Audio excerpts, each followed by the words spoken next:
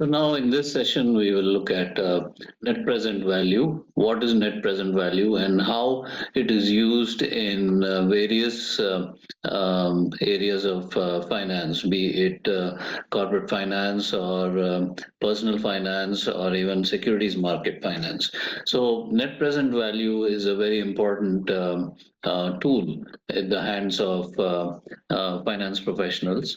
So it is used to quantify ahead of time the potential value created or added by taking up a project or an investment.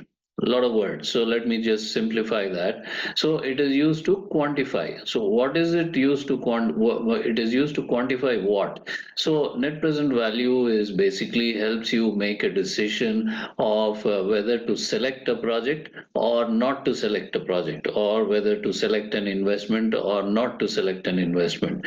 So it is it's kind of a check and ahead of time. So that means that a company wants to invest some money in capacity expansion. It wants to buy some machines and expand its factory. So it has to, for the finance and planning department, they have to do their homework as to how much investment is required and what is the payback and how much cash flows we are projected to get in each year across the life of the project, and what is the profitability of this particular exercise. So why you look at profitability? That means that profitability equals adding value to the firm, and thereby you add value to the firm's shareholders. I mean, that is the prime responsibility of the company management, and they are answerable to shareholders. And so ahead of time you can do this exercise, and so basically, as I said, the potential value created or added by taking up a project or an investment. So how do you do that? What is the numerical basis of NPV? NPV is calculated as the difference between the present value of future cash flows and the cost of the investment. So you see here, even in NPV, the present value formulas come into existence. So basically what happens is that you calculate all of the cash flows that occur across the timeline of the project. You bring them all to the present using discounting, and then you add all of these cash flows. Then you compare the sum of all these cash flows to the cost of the investment. And by convention, if NPV is positive, then it's the project is viable, or project is going to be viable.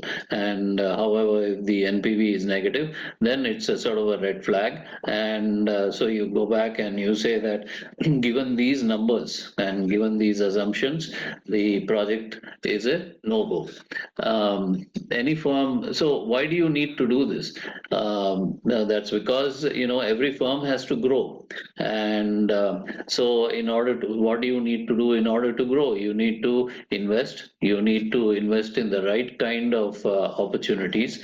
It has to capture the right kind of opportunities. So why do you need to invest? Because you need to invest to buy some assets. You use those assets to generate additional revenue, and so after deducting all the costs, you generate some additional cash flow. Now, if those, because of generation of extra revenue based on those assets, if the cash flows when they are discounted to present, if those cash flows are greater than the cost of the investment, then you are definitely adding value to the firm. So it is the job of the finance manager, and it is the job of the finance and planning department to select the right kind of investment which creates value to the firm's shareholders. And as I said previously, the value is created when the present value of the investment of the cash flows is worth more than the acquisition cost of the project. But these cash flows, when you assume these cash flows, they are not 100% certain. So what that means is that, for example, you invest 100 lakhs in capacity expansion. Maybe you put in a new addition to your factory, and you buy some additional machines. So you spend 100 lakhs, and so assume that as a result of that, you generate some additional maybe 40 lakhs extra cash flow. Okay, in first year, second year, third year, etc., across the life of the project. So, but however, for the world of finance is full of uncertainties, and so it's not necessary that you will hit all your projections.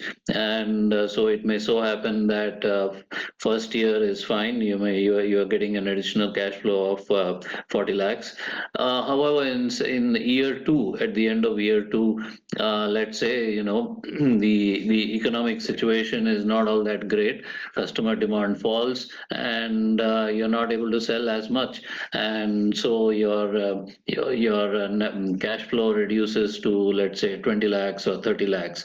However, in let's say in year three, suddenly the economy picks up and there's huge demand, and you're not able to make production, and however you're operating at full capacity, and so you are able to generate an additional cash flow of 60 lakhs. Okay, so now there is some amount of volatility in cash flows. So, but how do you account for that? So what you do is you assign probabilities, and you say that, let's say, 60% probability of cash flows being 60 lakhs, 20% probability that cash flow will reduce to 30 lakhs, and another 20% probability that cash flow will be 70 lakhs. Using probability theory, you assign, or rather you come up with a expected or average value of the cash flows. Okay, so you do that in case it is required. And so it is not, cash flows are not very accurate, because who knows what is going to happen in the future. So you can at best make a educated, I won't say guess, but you can make an educated calculation, and you assign probabilities to each cash flow. And similarly, your growth or discount rate, they may not be so stable all across the life of the project. And so this calls for incorporation of various risk models, so that your calculations can be rooted a little more in reality. You should also strike a balance in the you can be as detailed and as so-called accurate as possible in your mind.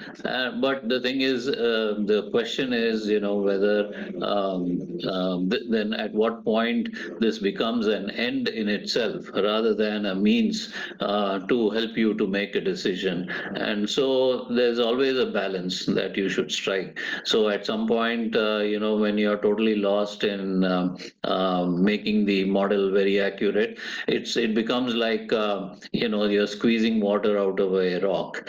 And so with all these details, you should also consider what is the marginal benefit you are getting out of this exercise. So it depends on firm to firm, it depends on project to project. And so so really, I mean, there is no hard and fast rule, but you need to strike a balance. And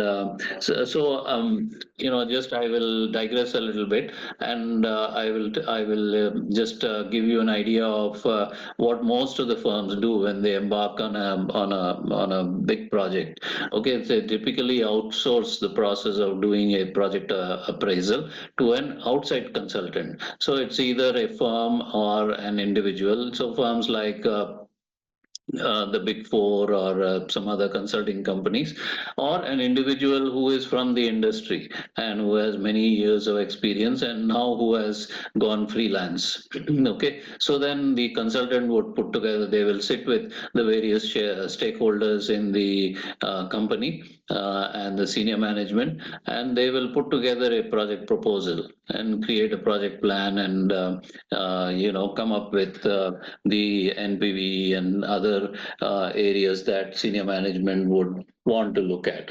And another additional benefit that these consultants bring to the table is that they have deep contacts with the government, the various departments in the government, like environmental and labor, water, electricity, etc., municipal department. And so the advantage is that they are able to, quote unquote, smoothen out the process of getting approvals and going through all the regulations, etc., because they have deep contacts. So that is typically the process. Firms outsource the process of doing project approval. That is not to say that some firms do not do it internally. So there's a healthy mix of both. Doing it themselves as well as to outsource the process. So now what we'll do is we will take an example of net present value, and which will show you exactly where NPV analysis is used. And start with a simple problem where this firm is faced with the decision of buying a machine for 10 lakhs, and it receives it's projected to receive a cash flow of 5 lakhs because of that. And then at the end of 1 year, what they want to do is they want to sell the machine for 8 lakhs. Okay, so that's the given condition. So the outflow is negative. By convention, any outflow we denote as negative, and inflow we denote as positive. So you think of it this way, that an outflow is going out of your pocket and an inflow is coming into your pocket. Okay, so net cash flow because of the machine, operating the machine and generating revenue, etc., is 5 lakhs. And by the sale, the cash flow generated due to the sale is 8 lakhs. Time period is 1 year, and the discount rate is 6.5 lakhs, rather 6.5% annual interest rate. So now what we do is we discount both these cash flows individually. We discount both these cash flows to the present. Okay, so these are the discounted values. So you add both of them together because we want to find out the sum of the present values of all the cash flows. And then, so that comes to 12.21. Now, as we can see, the cash outflow is negative 10 lakhs, and the sum of the present value of the cash flows we receive is 12.21. So when you add both of them, the net result is 2.21. So NPV is positive. So what does that mean? A positive NPV adds value to the firm. So the firm can go ahead with this investment. So that is how it helps you to make a decision as to the viability of a project. But then this is given these initial, I would say, conditions or these assumptions. So if you change these assumptions, your NPV may well change. So if you change some of these assumptions, so maybe if you have a larger initial outflow, you may end up with a negative NPV. So we'll do these kinds of what if analysis in some of the other problems also. We'll take another problem here where, for example, this company wants to expand its capacity by buying additional machines for 50 lakhs. Okay, for now, just ignore these black or darkened areas. So it wants to buy some additional machines for 50 lakhs. The life of each machine is 5 years, and it generates additional cash flows of 10 lakhs in each year, at the end of each year. So you have 10 lakhs across the life of the project, which is 5 years. And then the annual cost of capital is 7%. So that's the given condition, so which is enumerated here. So now the question is, should XYZ buy these machines? So should they go ahead with this project? So now what we said, we need to find out the sum of the present values of all the cash flows, okay, and discount them using the discount rate, okay. So that's what we have done here. And so when we do this, we get the discounted values of this, okay. So now just forget about this for the time being.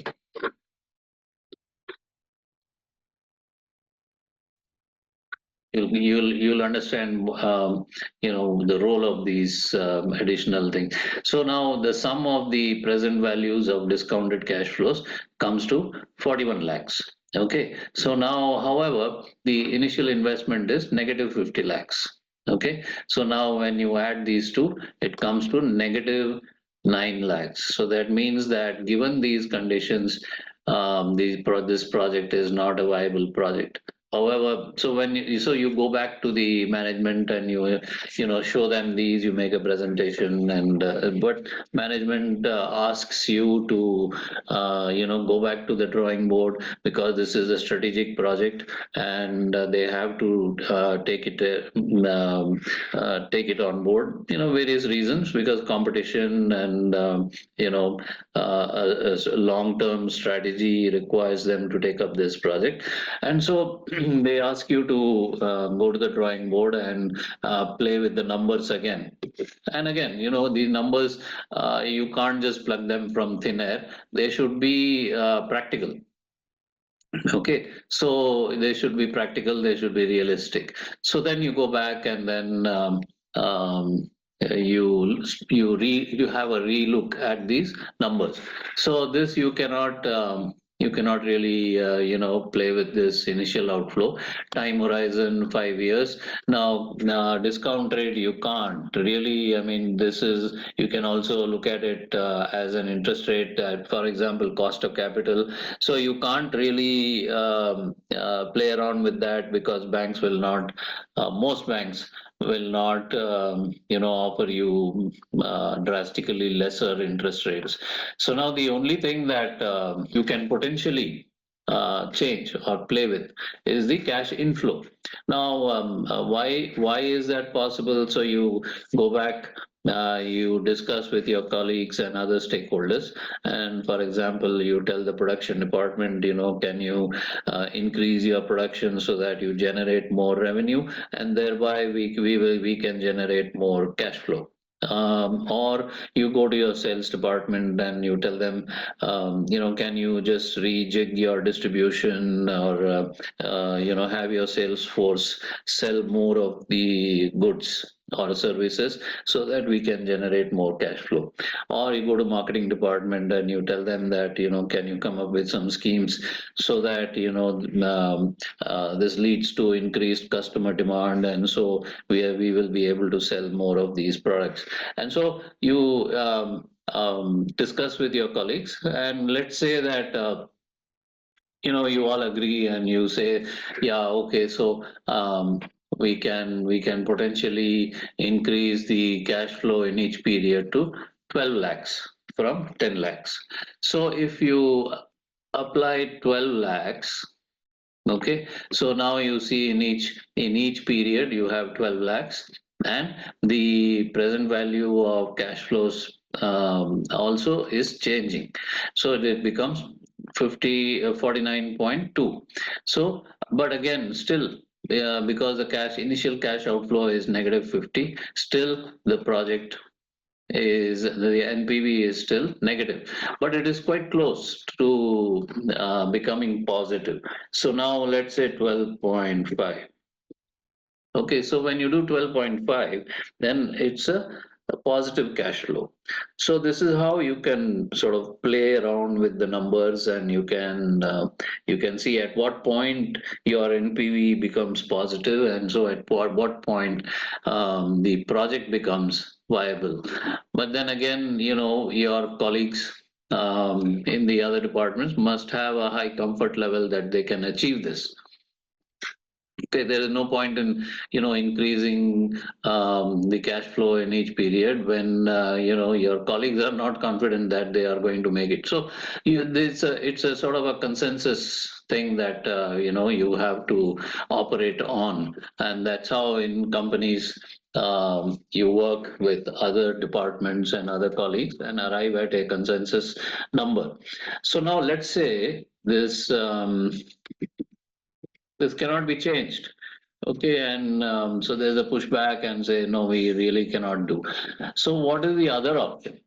The other option here is, see, the life of the project is 5 years. So you ask yourself, can you increase the life of the project? So can you buy, okay, or rather at the end of 5 years, can you refurbish the machines so that you get 2 more years of life uh, out of the machines? So now let's say you are able to get, okay, so that's why now you have year 6 and year 7.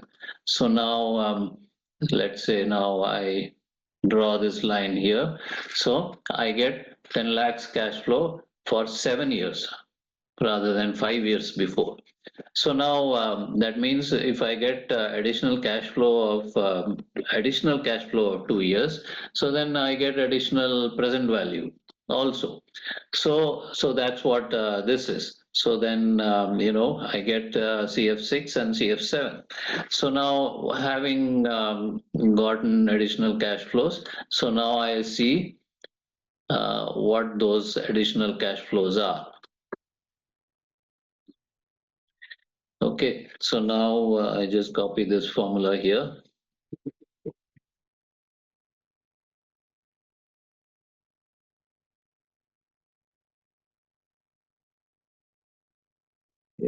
And I write these numbers here.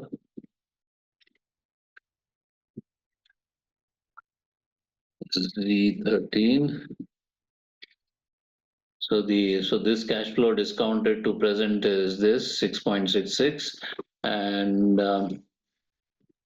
CF7 discounted to present is 6.23. So now the sum of these cash flows is 53.89. Now you see, if you add the initial outflow to this, then you get a positive NPV of 3.89 lakhs. So you see, by increasing the life of the project by 2 years, I am able to achieve a positive NPV. So that means the project is profitable. So this is how you can play around with the numbers, and you can kind of do what if analysis. But then one caveat is that when you play around with the numbers in real life, and when you are working for a company, those numbers have to be realistic. I mean, you're not operating in a vacuum. No longer you're operating in school, or rather you are doing this exercise in school, and highly theoretical. So when you are working in a real in real life, in real situations, there are lots of things that you need to keep in mind.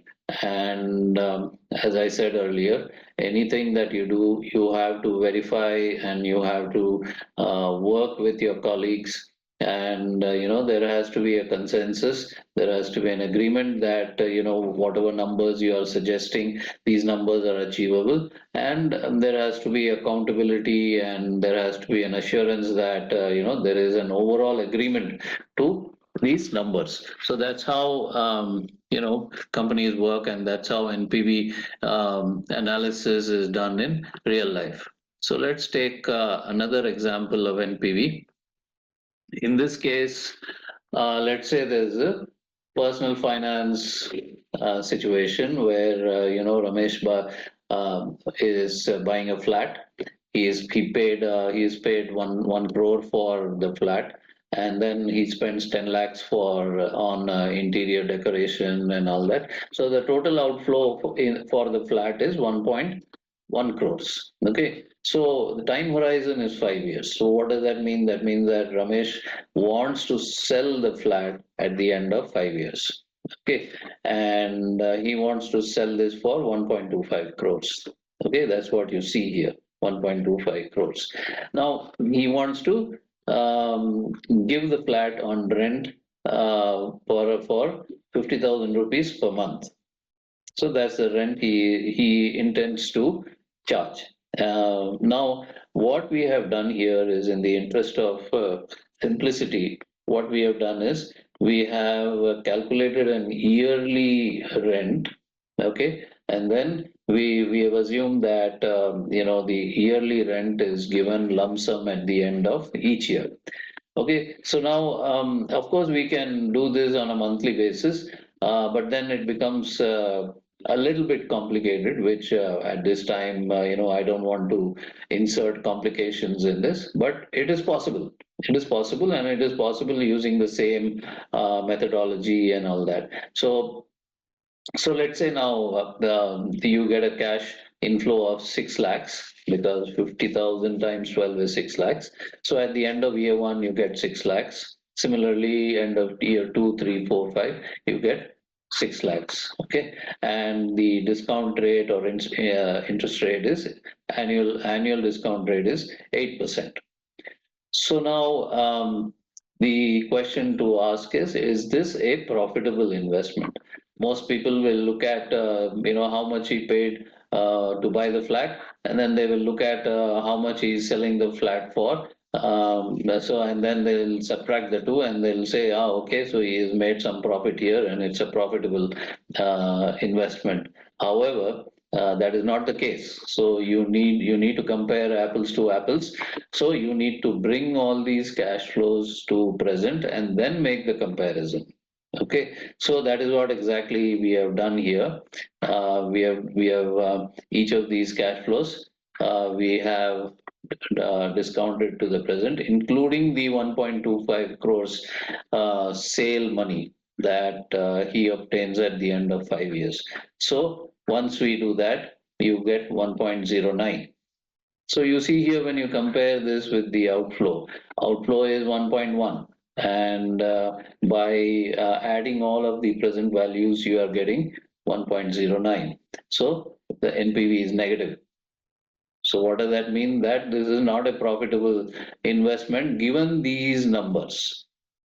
See, I cannot say on an absolute basis that this is not a profitable investment. So it's always relative to the given assumptions and given numbers, and that's how NPV analysis works. Okay, so now let's go back to the drawing board. And if we go back to the drawing board, so we see that, for example, we don't have much leeway because the builder is not willing to offer at lower prices, and interiors also, you already squeezed your discounts from the interior designer, and let's say they don't budge with this, and let's say 5 years is after 5 years he does not want to hold the flat. Okay, and interest rates also, because it depends on the market, banks are not willing to budge on the interest rate. And so he's conservative, and he's of the opinion that at the end of 5 years, he won't be able to sell the flat for more than 1.25 crores. So this is the sort of, he's bound by these constraints. So the only thing possibly he has freedom to play around is the rent that he is charging. And that too, he cannot charge like huge amounts of rent, because nobody will buy, or rather nobody will agree to pay such high rents. So based on his research, and based on what others are paying, and so he decides that, let me try and see if I charge 60,000 rupees rent instead of 50,000, does this become a profitable investment? So let's see if it does become a profitable investment. So if he charges 60,000, then the yearly cash inflow becomes 7.2 lakhs. Okay, so keeping everything else the same, we calculate the present value and we add the present value, and the present PV becomes 1.13 crores. Okay, so now it's a positive. It's a positive NPV, okay, because you're comparing 1.13 to 1.1. Okay, so he has a positive NPV, so it becomes profitable. Okay, just by increasing the rent.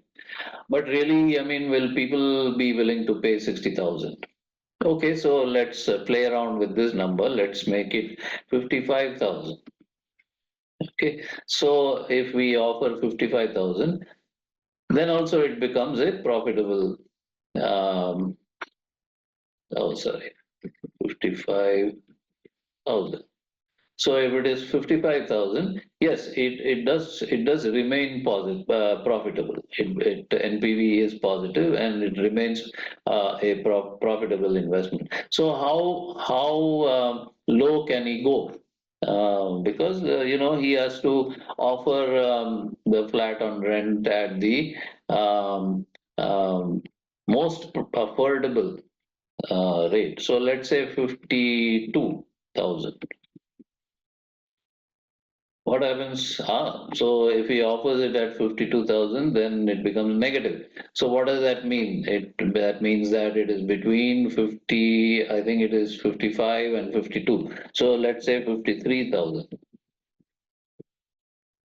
Okay, so 52 it is negative, whereas 53 it becomes positive. So the the most optimal rent that he can charge is 53,000.